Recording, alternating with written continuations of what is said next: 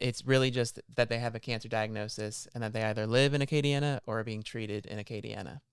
And that's one of the most special things, I think, is that, obviously our scope of services is relatively large, but everything that we do, whether it's on the services side or program side of thing, it's always 100% free of charge to the families that we serve. And we've only been able to do that thanks to the Acadiana community. So all of the funding that we get for services comes right in from Acadiana and then goes right back out into those same communities.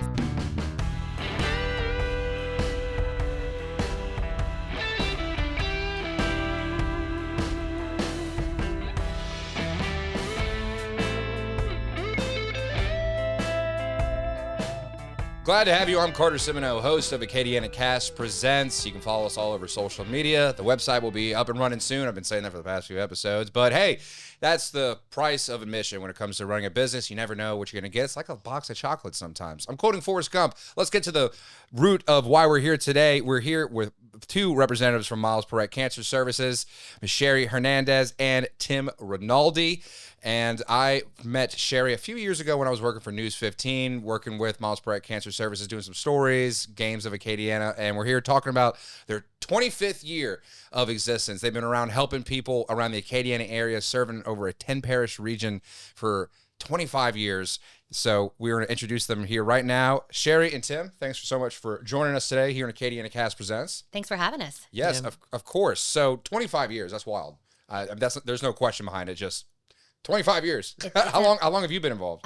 8 years. So I've been with the organization for 8 years. It's flown by so fast. We're so blessed to do what we do in Acadiana. So it really does. It makes 25 years and 8 years go by super fast. And Tim, how long have you been with the organization? Almost 3 years now. And yet, so incredibly thankful to be a part of this organization. Or where are you from originally? So I was born in San Antonio, but actually my family was recruited to Lafayette when I was 7 because my dad was an oncologist. And lived in Acadiana for the most part ever since. But it feels like it's come full circle. I grew up hearing in New Iberia how my dad had saved their mothers' or their aunts' lives when they were battling cancer. And now to be able to also work with cancer patients, it's an incredible blessing. Yeah, that's a full circle kind of thing. So you think your dad being in that line of work, an oncologist, kind of led you down that path? It did. I grew up with an appreciation for the work he was doing, and just hearing from so many people who he had helped or even saved their lives. And so I know as much as possible without going through it personally, how much an individual struggles with when they're facing cancer. And so that's what drew me to the opportunity to join Miles Perret and realizing that there are so many people in our community who need so much. Yeah. Now, before we kind of get into Miles Perret Cancer Services and what you guys got kind of going on this year, Sherry, I never asked you, what's your background? Where do you come from? Yeah, so I'm originally born and raised in Baton Rouge, Louisiana.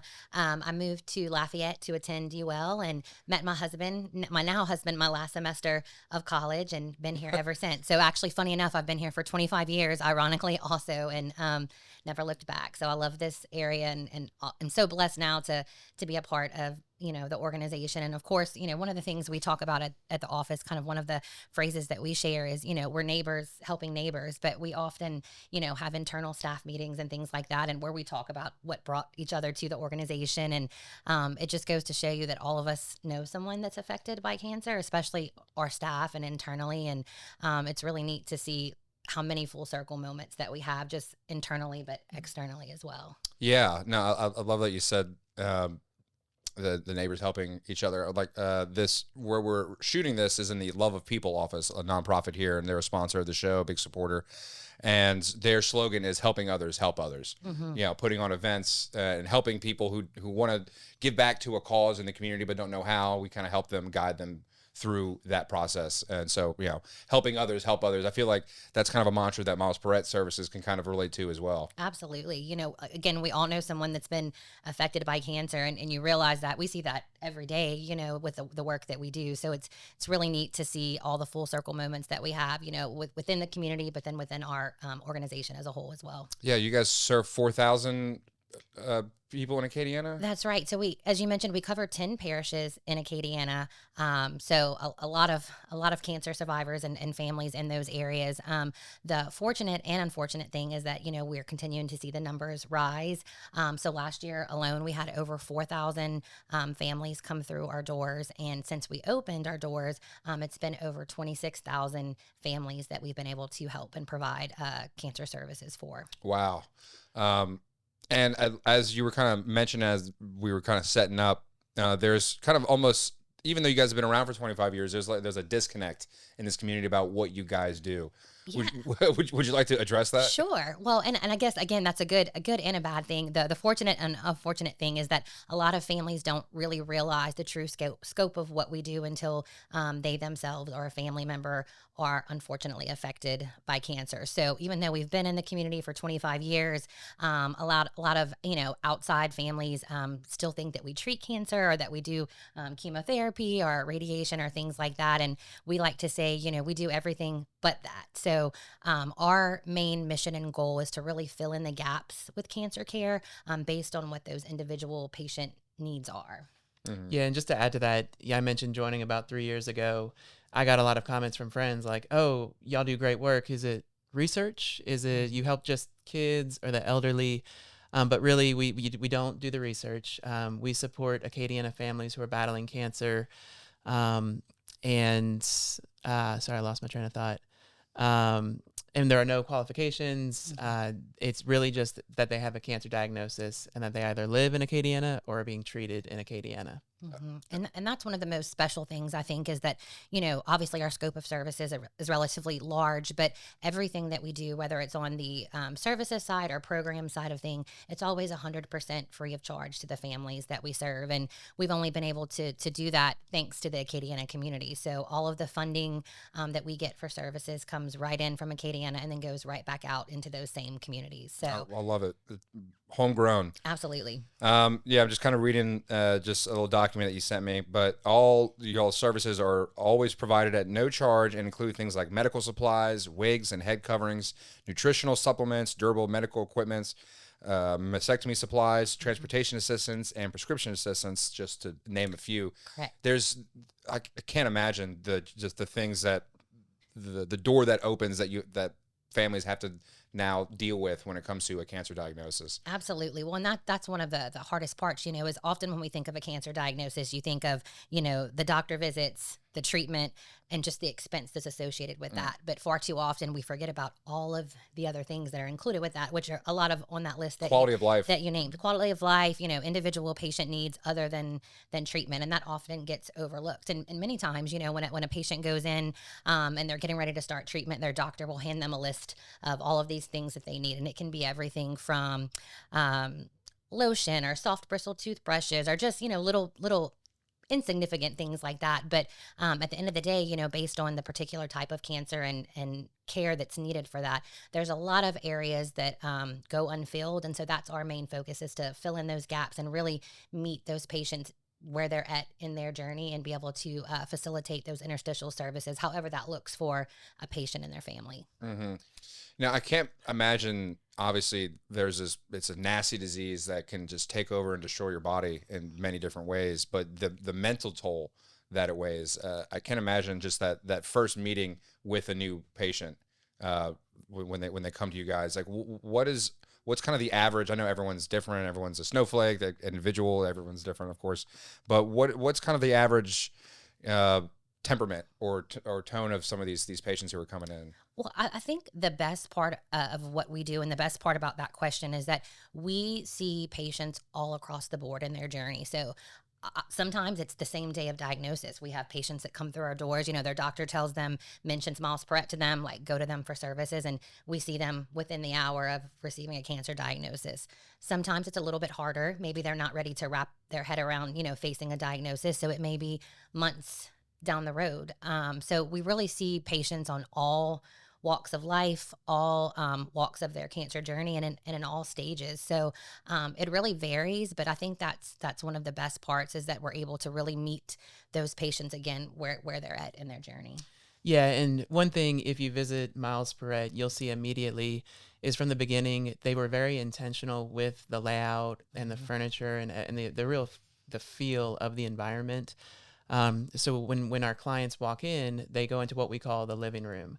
There's a library where they can learn about different resources available, but they can just relax on a couch.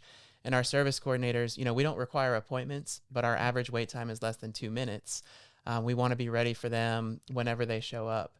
And then they go to our family room, which is, again, similar to this. It's a couch and chairs so that they can try and feel more comfortable after going to so many different doctor's offices. And Yeah, it's a nice change of pace from the cold, hard hospital. And we don't have clipboards. We're not looking behind a tablet screen.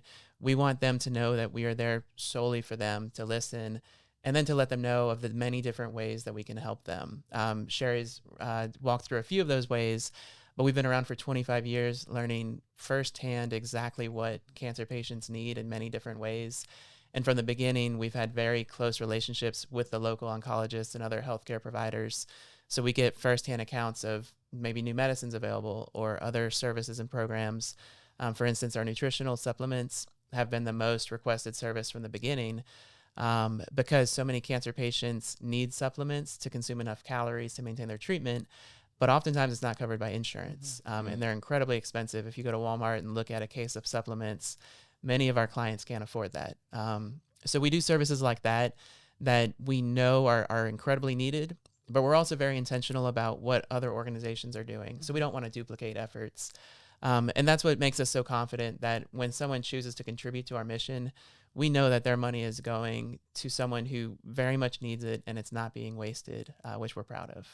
And I'm sure that makes people feel good whenever they're donating hard-earned money to causes, to know exactly where it's going. It's going Absolutely. to, especially it's going in our home region. Talk to me briefly about I know the medical industry in Acadiana is one of the larger ones, with oil and gas, of course, tech. How because I'm blessed that I haven't had to deal with this, but how is our industry when it comes to the medical field with treating cancer here in Acadiana? We are actually very lucky as a community. The oncology community and cancer community in Acadiana is incredible.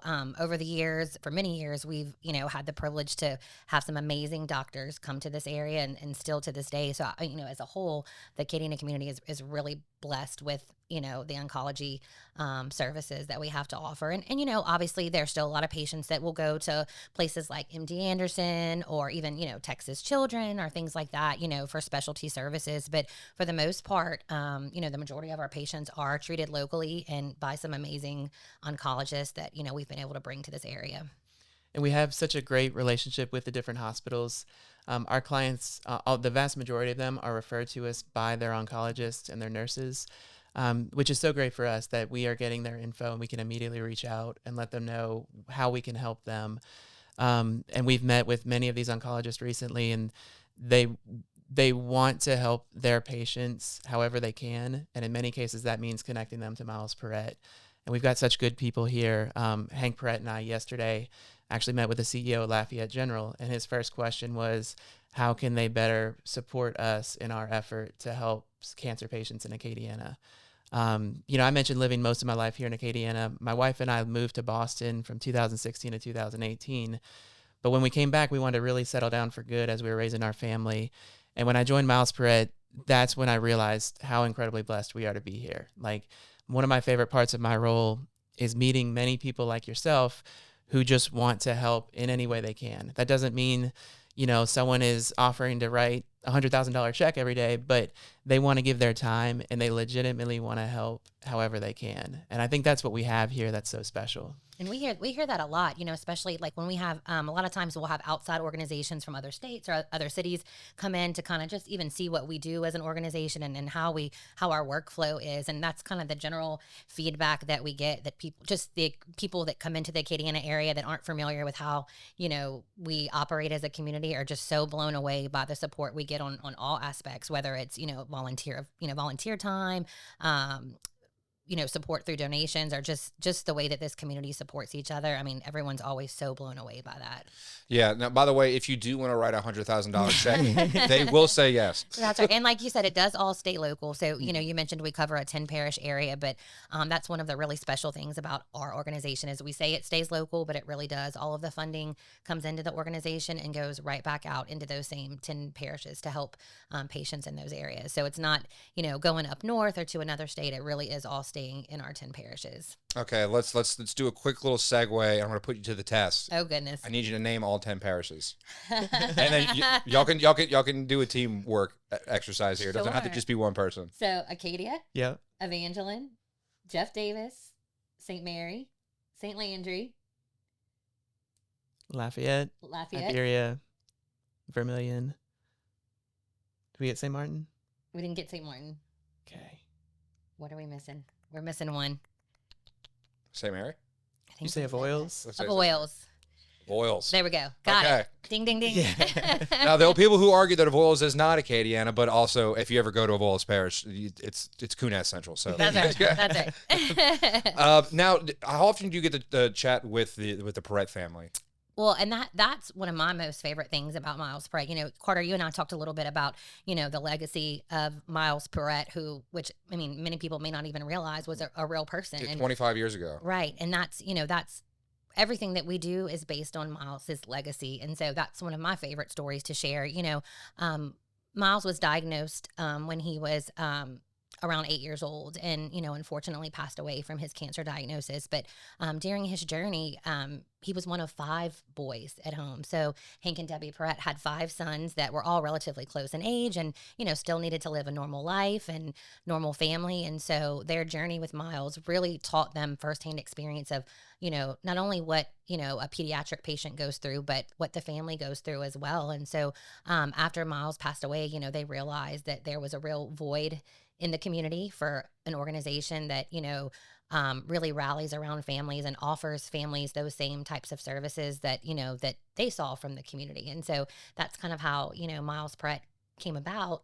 And to this day, the Perrets are at our office no less than once a week. They're hands-on with everything that we do. So still truly invested as a family and as an organization. And I think that just makes that local aspect of things that much more. And as Tim mentioned a little while ago, we say like the services that we choose, we know firsthand based on our feedback of what those services should be, but it's not just coming from the oncology community. It's coming from families that have had that personal experience as well. Yeah, it's one thing to, create this organization based out of tragedy within your own family, your child, but to still be active 25 years later it's got to be inspiring for other people. Like, well, if they're doing it, then I got to help a little bit. Absolutely. Well, and that's a true testament to the Perret family too. I mean, they still do so much to give back, not just to our organization, but to Acadiana and other organizations as a whole. I mean, anything they can do for this community, they're always, first ones in line, first ones signed up. So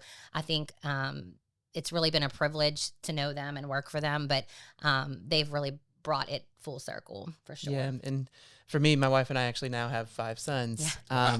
And I often think about Your poor wife. Yeah, 5 boys. if that sort of tragedy happened to us, I honestly think we would have to move away. Mm-hmm. Like I would want to just try and start fresh to move from such a tragedy, but they didn't. They were so committed to Acadiana and wanted to help other families that maybe didn't have as big of a support network as they had.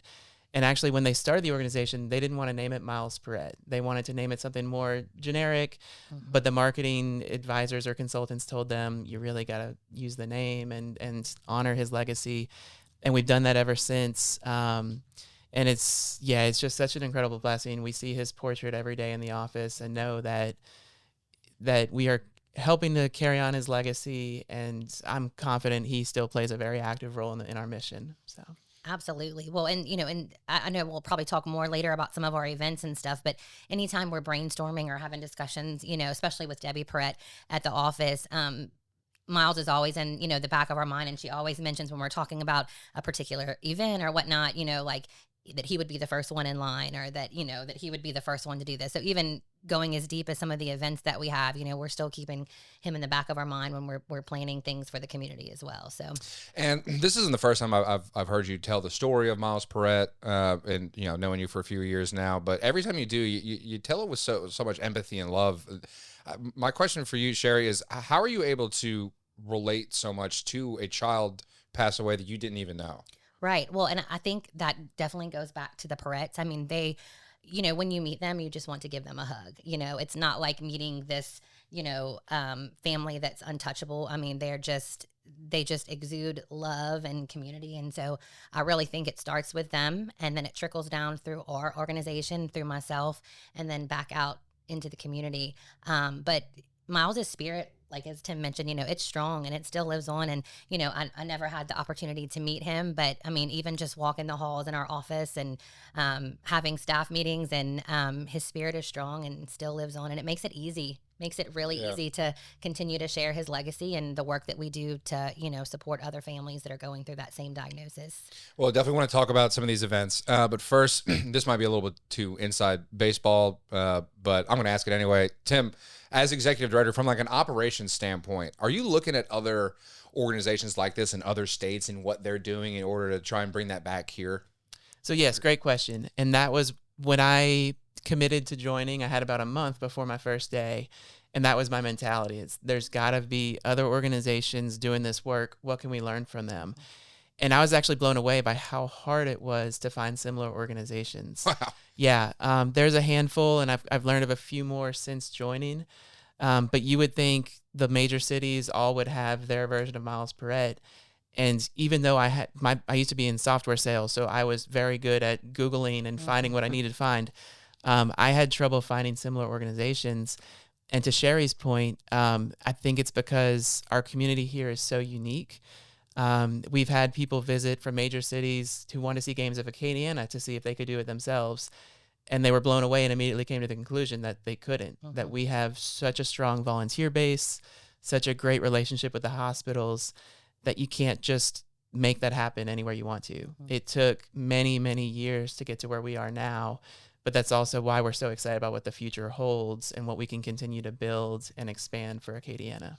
Yeah, it just didn't click to me, and just kind of like the theme that we're almost talking about, where people there's a disconnect in information, but It didn't click to me until kind of reading and talking to you guys, but about like how insurance doesn't cover vitamins and things like that, things that like we take for granted every single day, but like someone with cancer who is deficient, most likely in certain areas, needs these things, but they're expensive. You go like you said to a GNC or Walmart or whatever, and so that's fascinating to find out that Miles Perret is pretty unique in that across the country. Yeah, well, and it's interesting too, because like some of the things, like some of the services that we offer, like make sense, medical supplies, or as Tim mentioned, nutritional supplements, or things like that. But it also goes so much deeper than that.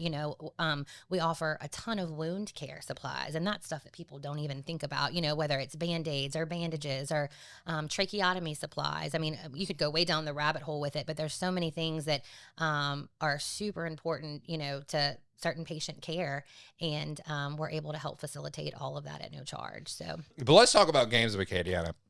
I was introduced to this when I was working for News 15. It was one of my favorite stories I got to do, because I was like a kid in a candy store. I was there right before you guys kind of opened to the public, and so I'm just going around, just playing all the games by myself, getting it on camera, just having a good time when I should be working. Right. But ended up making a nice piece out of it. But it went away during the pandemic, but I believe it's coming back. Tell me all about it. That's right. So oddly enough, and a lot of people may not know this, but we had the first Games of Acadiana before we ever opened our doors. So I'm sure people have heard us say that Games is our signature fundraiser, but the meaning or the reason behind that is because it was the catalyst that allowed us to open the doors to our organization. So we had the first games in 2001. When the Perrets had the idea that they wanted to open Miles Perret, they knew obviously it was going to take funding and what that looked like. And kind of going back to that family aspect, they set all of their sons down and said, we want to open this organization. We obviously need to have a fundraiser. Like, what do you guys think we should do? And they were young. They were young boys, you know, elementary age. And so, of course, naturally, they were all athletes and in sports and that sort of thing. And so the brothers wanted to have some kind of competition, whatever that looked like, you know, and then the family aspect came, and then you put all that together, and that's what we now know as Games of Acadiana. So it was started, you know, by a family, and of course it's grown to have thousands of participants now, and it looks a little different, but that first Games was so successful that it allowed us to open our doors shortly after. And so it's become our signature fundraiser. It's the largest fundraiser that we have for Miles Perret. But so celebrating 25 years of Miles Perret goes hand in hand with celebrating 25 years of Games of Acadiana also. So this year, we're having our 25th Games of Acadiana. As you mentioned, COVID kind of changed things a little bit. You know, it used to be a huge family fun day at the Cajun Dome and Convention Center. And then in 2020, you know, it was kind of dropped at our lap that we're not going to be able to do that this year. And so, you know, our team got together, brainstormed, tried to figure out, you know, what we can do. And that year was our 20th anniversary. And so we said, okay, we'll change it to a virtual scavenger hunt. It'll still be a competition and fun and family fun. So we did 20 years of games, 20 days of fun that year. And that year it was a 20-day virtual scavenger hunt. And so it's kind of developed over the years. We're still doing the virtual scavenger hunt. But this year, in celebration of our 25th year, we're bringing back game day. We're calling it our birthday bash this year. It's going to be on a smaller scale, not at the Cajun Dome, but we're having life-size games again, a lot of the traditional games that we had in Games of Acadiana. And so it should be, you know, an awesome celebration this year. That is awesome. Today is March 26th. And I'm just now realizing that it's been 5 years since 2020. Yeah, Yes. crazy enough. It flies when you're having fun. And this year's games will be a 2-week scavenger hunt again this year. But that special birthday bash is going to be Saturday, May 31st. So we'll have lots of information coming out about that. But it's a real fun and exciting way for us to, you know, get back to that traditional games, and then in celebration of 25 years. Okay, give me an example of something that would be on the scavenger hunt.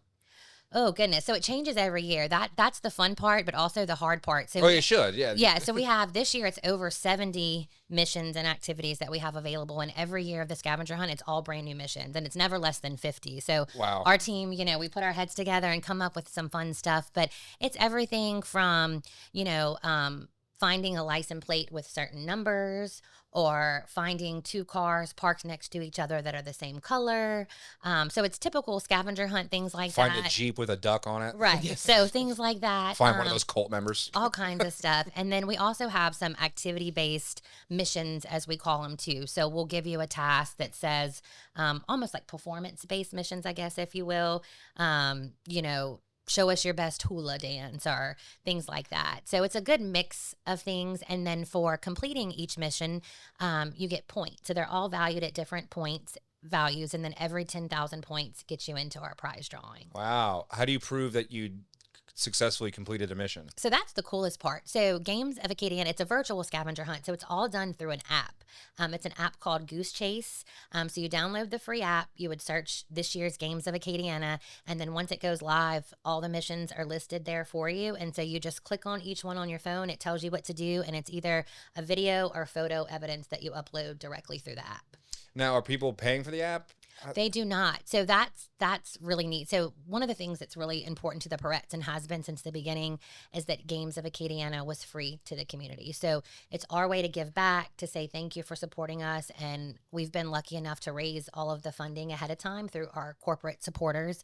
And so till this day, it's still a free event for the public. So there's no charge to play the scavenger hunt, to participate. And then we're giving away over 50 prizes, all valued at least $50.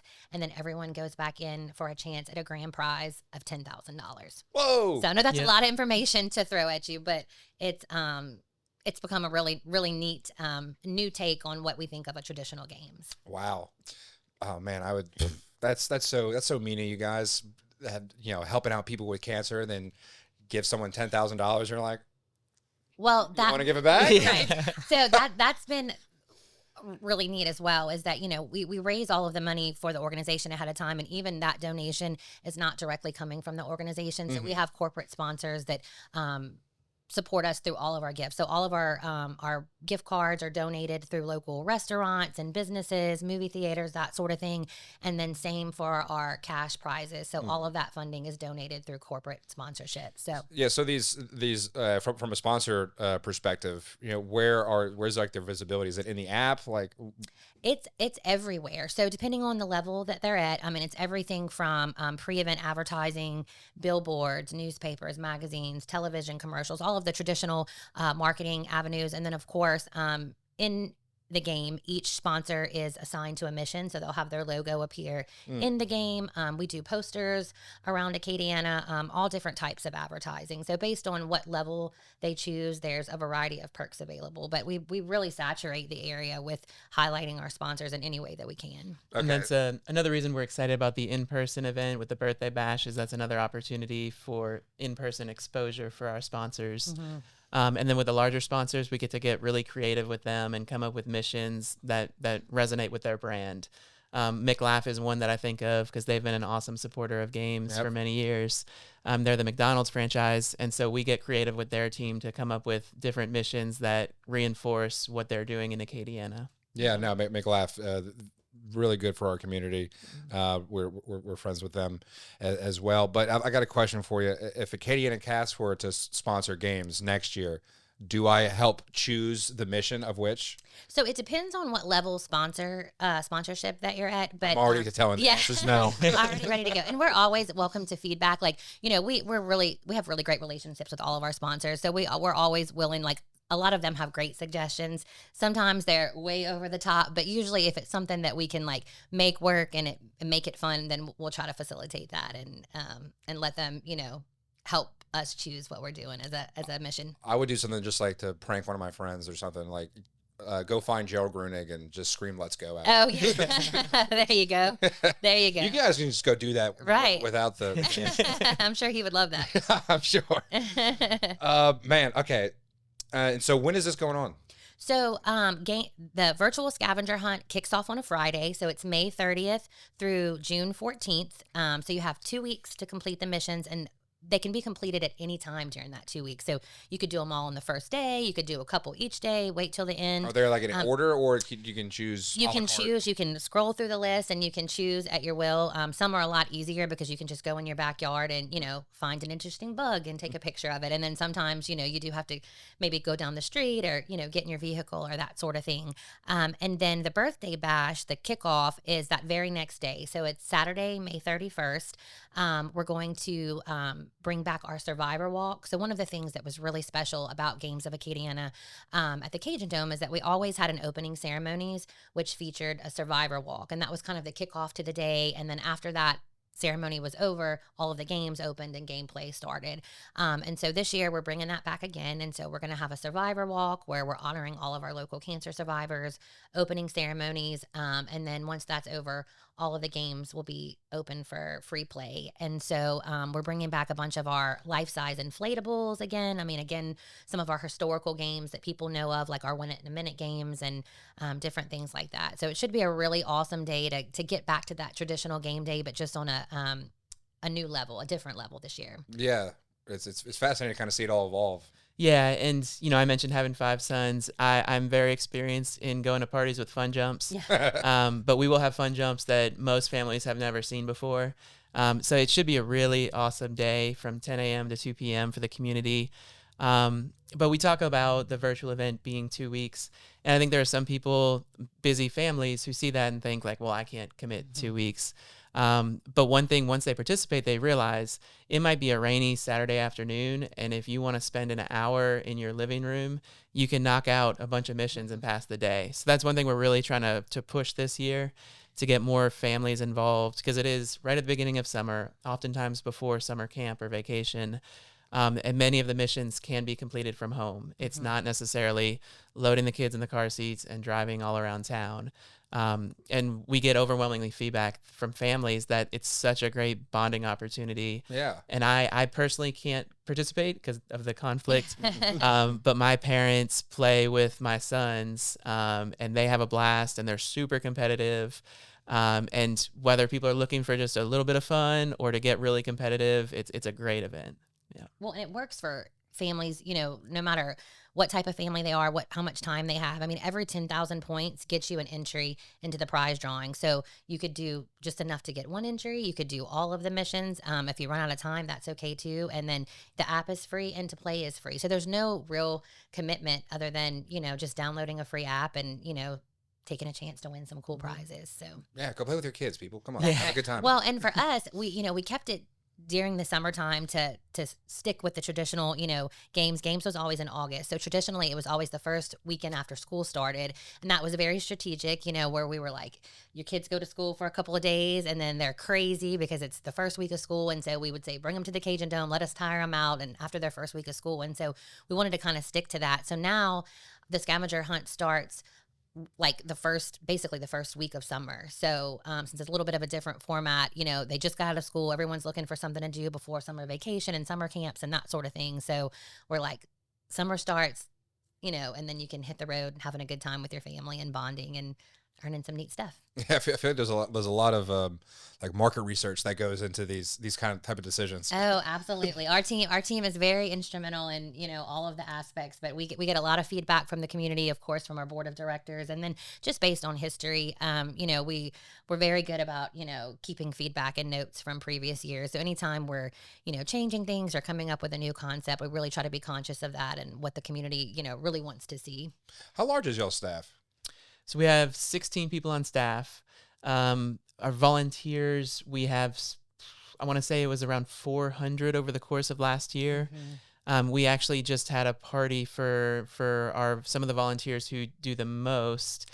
And it was thousands of hours from just that group of around 30 volunteers. So our staff is incredible. Our volunteers are incredible. We've got a large board of directors who have been involved, many of whom from the beginning. Mm-hmm. It really is an awesome operation that we have going. Mm-hmm. Yeah. And it takes a village for Yes. sure, and one of the neat things about the volunteer party that we have every year, we're able to go into our system and see how many hours that volunteers accumulated, each year. And, in previous years when we had Games of Acadiana in person, we utilized over 1,200 volunteers annually. So that's not even including the hours. That's just manpower, people.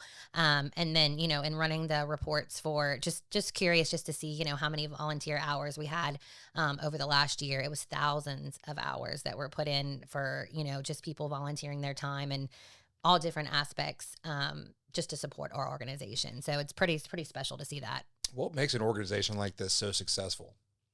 The people. I mean, for sure. The people, I think it starts there. I mean, again, going back to the Perret family, as Tim mentioned, it's very hard to duplicate, authenticity and community and love. And so I think it starts with the people and then it just trickles down from there. Yeah, I think when we recruit new members to our staff, we are very focused on who fits our culture and our mission. Mm-hmm. And then, I mentioned previously the relationships we have in the community, especially with the hospitals, and then our long-standing supporters and sponsors. There's so many people involved in our mission. And I think many of them don't realize how great of an impact they have, mm-hmm. but we've got so many people involved that it's why we've been able to do as much as we've done in 25 years. But also, as we look to the future, we anticipate growing our impact significantly in the short term as we move to a new location and can really expand what we do, especially as it relates to our wellness center for our survivors. Mm-hmm. I imagine to work there, you have to have an inherent want or need to help people. But unfortunately, I imagine you also got to deal with loss at times. Yeah, and and that can be really difficult. But one of the special things is no matter what side of our staff you're on. I mean, we have obviously our patient-facing staff that work hand in hand with them, and then we kind of have our behind-the-scenes staff. But one of the things that I have found really interesting over the years, no matter which side of the team that you're on, we've all been able to develop relationships with the clients and patients and families that come through our doors very organically, which is really interesting. But I think that's been instrumental in our success also, that it's not like our clients are just coming to another doctor's appointment. And our volunteers too, whether it's clients, volunteers, anyone that comes through our doors, our team just organically gets super close to them. And it's really a special relationship we have across the board. Have you guys learned anything about humanity when it comes to working and dealing with someone who has been given a devastating cancer diagnosis? Oh, absolutely. I mean, you know, again, we all know someone that's been diagnosed with cancer, and you know, it's a very hard thing to deal with, no matter which side you're on. But when you see it every day and you're working in it every day, it just gives you a whole new perspective on life as a whole, and which you would imagine that it would. But when you're in it every day, it just really gives you a whole new perspective on everything, on life, on family decisions. When you feel like you're having a bad day, it puts everything else into perspective. Yeah, I would add to that just the power of hope. Mm-hmm. Our services are offered on the second floor at our building, and many people come straight from their first diagnosis, and they could be devastated. Probably in shock. In shock, yes. And when they meet with our staff and realize, you know, just as something as simple as a port pillow, they have ports where their seatbelt goes. And if you don't have something covering that, you put the seatbelt on, that's going to hurt. And so we can say, like, you know, you really should take this home with you. Something as simple as that. They realize it's not just that little port pillow. It's that they have an organization behind them who wants to help and knows how to help. And we get a lot of feedback from our clients. And while they appreciate the specific services and programs, it's really the new outlook they have. In particular, we have a wig room. And that's when our clients go, they're in many cases struggling with their identity. They look in the mirror and they don't recognize who they see. And in particular, we had one client who was really struggling because her daughter was about to get married.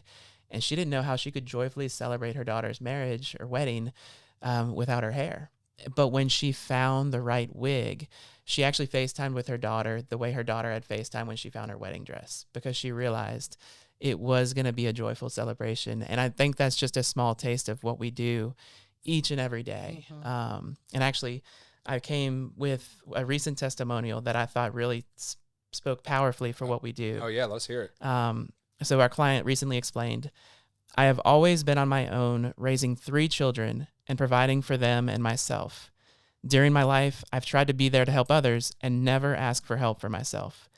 It has been so hard for me to accept that now I need help. The Miles Perret organization and people are so understanding of how we feel. I felt so guilty accepting free items from them, but they made me feel more comfortable accepting the help. We not only suffer physically from this terrible disease, but mentally struggle with the realities of our changing situation.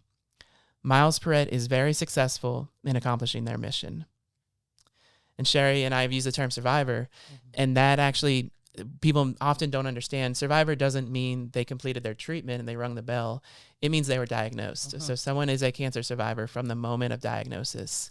And I think that's one thing that we do for the community, is help them to realize that they are survivors, that they have a team behind them, that we're there for them in their cancer battle. And with so many awesome organizations around the country committing to research, many people are living longer with cancer, which is great, but it actually makes Miles Perret even more critical. People are living for decades, and that's why our wellness center is exploding, that we can't even fit everyone in some of our exercise classes, because we've got such a strong community of cancer survivors who want to unite with each other, whether it's a line dancing class or a breast cancer support group or a prostate cancer support group. And that's why we're so excited to move to our new location by the end of this year, to really have much more space and to provide a teaching kitchen and so much more for our clients. Well, and speaking of, that's probably kind of a hidden secret or kind of a little bomb that we may have dropped. So I guess we're excited to share officially. So we will be moving into a new location, as Tim said. It's in the works. And so again, just going back to the community support, we've been so grateful. One of the things that was really important to us, which was obviously not to use patient funding for a new location. And we've been talking about moving for years and expanding. And now that obviously our, we're seeing many more patients. And so we're excited to share that, as Tim mentioned, hopefully at the end of this year, we should be moving to a new location, which is much larger. Where? So actually right down the street, not far. So now our office is located on Colley Saloon in the center of Lafayette, kind of close to River Ranch. So we're basically just moving down Colley Saloon, kind of close to St. Pius, other side of the road, but there's an industrial complex. So we'll be back in there. So 5 minutes down the road, but triple the size building that we have now close to. So it's going to expand our resources immensely. Obviously, our wellness center is a huge service that we offer, so that's going to be able to expand. And with that, we're going to be able to have a teaching kitchen. So obviously, nutrition is super important when it comes to a diagnosis. And we do a lot of support with wellness and nutrition now, but that's going to allow us to expand tenfold and offer so many more amazing services to that local population. Man, that's awesome. Congratulations. That's Thank so you. exciting. We're excited. We're counting down the days, but we'll see. Man, hey, breaking news on Acadiana Right. Cast. There you go. You That heard she'll it. probably get 2 weeks later. That's right. You heard it here first. 2 weeks from now. Maybe next week. I'm not sure whether I'll have time before my trip to edit this for next week or the following week. But, Oh, yeah. well, that's neither here nor We there. haven't officially announced it anywhere yet. So So we'll keep it under wraps. there you go. So getting close to wrapping up, we got games coming up at the end of May, at the end of the school year. What else do we have coming down the pipe? A new building. New building. New building. Hopefully Yes. by the end of the year. What else is coming for this 25th anniversary? So we have our annual triathlon. This year it's going to be in August. So we'll have information coming about that. And then, of course, our annual Camellia Crossing Glow Run. So if Oh, the glow run. can't wait for that. That's always a fan favorite. It's always the night before Thanksgiving, so it'll be that again this year. We have a lot of new things in store for that. So a lot of cool new glow gear, glow attractions, digital light boards. So with our 20th anniversary is bringing about a lot of revamping for all of our events, and they're going to be bigger and better than ever. And what would be your message to someone who maybe was a supporter, maybe was going to games when they had like young kids, and then whether it was because of the pandemic or their kids got kind of older, they've kind of gotten away, and maybe they're seeing this hearing about Miles Perret for the first time in a while. What would be your kind of message to them? I would say we'd love for them to get involved, and that can be many different ways. It might mean participating in games of Acadiana, whether they come to the Bayou Church or in the virtual component of the event. Camellia Crossing is an awesome event for our community. We're always looking for volunteers. There's other ways to give back. We do Change for Miles. That's our school fundraiser, where children can learn the power of philanthropy by collecting coins. And it might not seem like much for one student to go home and fill a 16-ounce bottle with a little bit of change, but combined, we raise almost $100,000 a year from that program. So I think that's another awesome way for kids to get involved. And if they want to support our mission financially, by all means, we'd love to have them do so as well. Well, and just piggybacking off of that, there's so many different ways to get involved. And it, like you said, it doesn't have to be a financial contribution. I mean, it can be through volunteering. It can be through having, your own smaller version of a fundraiser, a car wash, a bake sale. There's lots of different ways. So I would just invite them. And obviously, as businesses change hands and, different people come and go with different organizations, obviously, they may be a supporter for a few years and then, move on to something else. But I would just invite the community to just, visit with us, check out our website, or even just come in for a cup of coffee and just kind of see all the great things that we're doing and how much we've expanded ways to really support the organization. Way more than probably what people realize. I'm always amazed by the generosity of people in South Louisiana, whether it's, after a devastating hurricane or, helping people who are battling cancer. Are you able to, have you seen that as well, especially like you who left Louisiana for a little bit and came back, that just this generosity that seems to kind of just flow through our veins here? Absolutely. And that's, again, why I'm so thankful to be here and to raise my sons here. We have such a strong community that rallies around each other. I like to say, we take care of our own here. Our community rallies around those in need, whether it's, an emergent crisis or an ongoing crisis like cancer. It's been incredible to witness how many people want to help however they can. And we're going to kind of wrap up here. But before we do that, I'm not a perfect interviewer, so I'll let you guys do my job for me. Is there anything that we didn't touch on that you think need to be said today? I would just reiterate, our community and Miles Perret is here to support Acadiana families. That was one thing from the beginning. The Perret family and some of the money that was raised used to go to other organizations. But when they realized that money wasn't staying in Acadiana and how many people needed help in Acadiana, they realized that's why we need Miles Perret Cancer Services. So I just really want to stress that we are able to help so many people locally who need it. And the other thing I've learned in my role is just the power of a small monthly donation. Many families contribute once a month to Netflix or other things like that. And I don't think they realize that a similar amount of money to a local nonprofit goes a really long way. Local business owners will tell you they want to see recurring revenue so they can plan for the future. Nonprofits are the same. And we have $5 a month donors that mean so much to us. And I would encourage people who listen to this or watch this to think about what local missions matter to them. And if there's a small way they can support it on an ongoing basis. Because I know for me and my wife, when we choose to support a local nonprofit on a monthly basis, it becomes a part of our identity. We care about Miles Perret, or there's a few others we support as well. And that becomes a part of our identity. And the more people do that in our community, the greater impact will enable the local nonprofits to have for our community. Beautifully said. So before we finish here, real quick, Sherry, give us a plug. Where can people get involved? The easiest way would be, to visit our website. It's milesperret.org. So very simple. Or of course they can call us anytime. If they're a patient, they can talk to one of our service coordinators, or if they're a business or supporter and just want to get involved, they can, talk to one of our team members and we'll be happy to point them in the right direction. And then of course, anytime we post everything on our social media pages, we're super active in the community, externally and internally. So all of our updates are always listed there. Facebook, Instagram. Absolutely. Yeah, I've got a good creative team too. I was watching some of the videos that you sent me. Thanks. Yeah, we're very lucky with that. So we've done really well with trying to. It's a lot of information to condense down into small pamphlets or videos or social. That's media. why I have hour-long conversations. That's right. That's right. It's a lot, and obviously we're passionate about what we do, so we can easily go down the rabbit hole on any subject. But we've been really lucky with that. So, well, let's just close with a little bit of a Louisiana roundup, some rapid fire questions for you guys, kind of theme of the show. We ask most of our guests some of these same questions. I'm nervous now. Not get y'all out of y'all's right. Do you, and well, I'll ask to both of you, and we'll just start with you answering first, and then you answer next. Do you dust your crawfish? Not personally, but I will eat them if they are dusted somewhere else. Okay. Tim?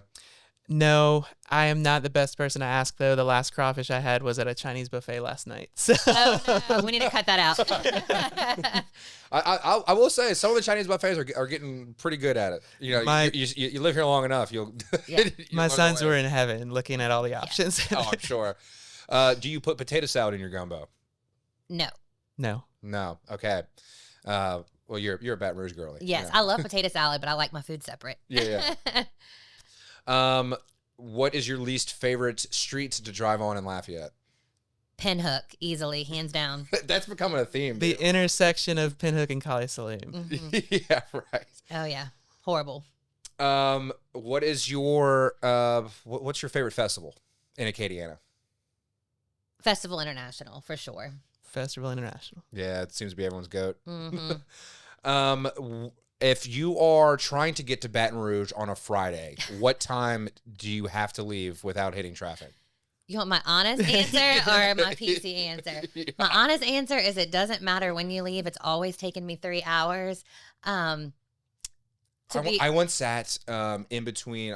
Me and my fraternity brothers in college were on our way to Starksville for a conference. And we sat in between Lafayette and Baton Rouge for 8 hours. Mm-hmm. And it never fails. And I make a lot of trips back and forth, and it never fails. Like, from my family's driveway to my driveway is an hour and 15 minutes. And I've never made it in less than 2 hours, and usually it's closer to 3. I once got stuck in traffic in Baton Rouge at 4 a.m. because we drove through the night on the way home from vacation. And even at that hour, I had to slow down, and I couldn't believe it. God, 4 a.m. Yeah, so middle of the day is probably the best time. I mean, I think a lot of times people try to leave early in the morning and, you're not getting anywhere on the bridge. And then if it's in the afternoon, you're not getting anywhere on the bridge. So I would say maybe midday. Okay. Mid-afternoon? Yeah. 2 o'clock? Yeah, if I leave after 2, it's for sure going to be an issue. Absolutely. What is I know we get so caught up in our lives living in Lafayette and all the things that we do with work and families and whatnot, but is there a smaller town in Acadiana that you consider like a best kept secret or your little undercover gem? So I will say recently I've been very drawn to Abbeville. Abbeville. There's so many little hidden gems there, from restaurants and coffee shops and little stores. So it's become a little sweet spot for me. That's kind of a hidden secret, I think. I'll say St. Martinville. I lived there in high school, not in the downtown area, but I love whenever I make it back to the downtown area. It's so pretty there. It is so pretty. Can either of you two-step? Yes. So, a little fun fact, I was actually in a Cajun dance troupe Wow. when I was younger, so called La Joie de Vie. So, I am, if you want to call that, professionally trained in Cajun I would dancing. say so. Yeah. More than me. Yeah. So, yes, the answer is yes, I can two-step. My answer's no. Yeah, I had a feeling that you were going to say no, but I'm right with you, brother. I even though I'm a musician, I have no rhythm. I've got 2 left feet. It is a travesty. Well, guys, I appreciate your time and coming in, and we're having to move some things around to get it done, but I'm glad we were able to have the conversation and get the word out on the 25th year anniversary of Miles Perret Cancer Services. It's an awesome organization. I love what you guys do, and open invite anytime you guys want to come back. Well, thank you so much for having us and giving us the opportunity to share our mission and share what we do with the community a little deeper. Yeah, thank you so much. Yeah, absolutely. We'll end the show the same we do every show. You two are going to look at your single cam right here, and we're going to do the reverse of the Louisiana. I don't know what we're calling that segment, just rapid fire, whatever questions Carter thinks in that moment. But we'll start with Tim, and then we'll go to Sherry. It could be a word, a phrase. It could be a joke. It could be more information about Miles Perret. Oh, goodness. Anything that you guys want to end the episode with, that you can impart on Acadiana and internet land at large. Tim, we'll start with you. My word would be prayers. For all those listening and watching, if you could pray for our mission, we'd really appreciate it. My word would be hope. We see it every day. So if people can continue to help us, spread the hope in the community. Hey, thanks for tuning into the show. Since you made it this far, might as well give us a like, a follow, a subscribe, whatever you got to do to alert you that there's a new episode out. Look, it helps us grow, and it allows us to give you the content that, you deserve. If you want to be a sponsor, if you want to be a guest, if you just want to berate me, hey, all goes to the same place. info@AcadianaCasts.com. Email info@AcadianaCasts.com. And for more locally sourced podcasts, go to AcadianaCasts.com. Bye.